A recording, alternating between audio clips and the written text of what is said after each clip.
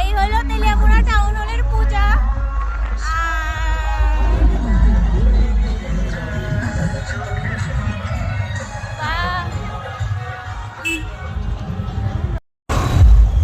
আর আমি বাইরেছি একদম নর্মাল সাজায়, দেখতে পাচ্ছি। আমি ভাবছি না মানুষ এত সাইকেল দেখতে বাইরে যে আমি একদম লো কোয়ালিটি সাজ লয়ে বাইরেছি। আর এক্ষণে যাবো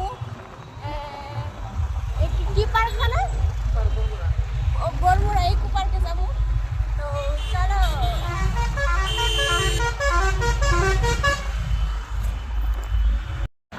দেখো মানুষ তো প্রচুর যাইতেছে, কিন্তু আমরা যাইতাম না, কারণ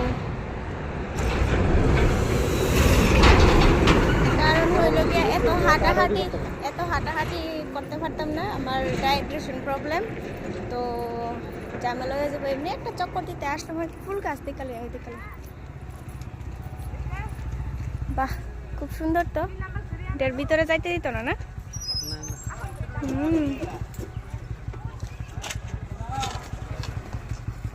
তোমার মাথাতে হেলমেটটা খুলো না, কিরকম লাগে।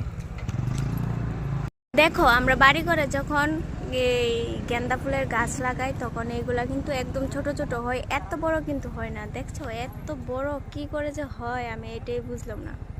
এত সুন্দর পুরোটা বাগান, অ্যাকচুয়ালি খুবই সুন্দর।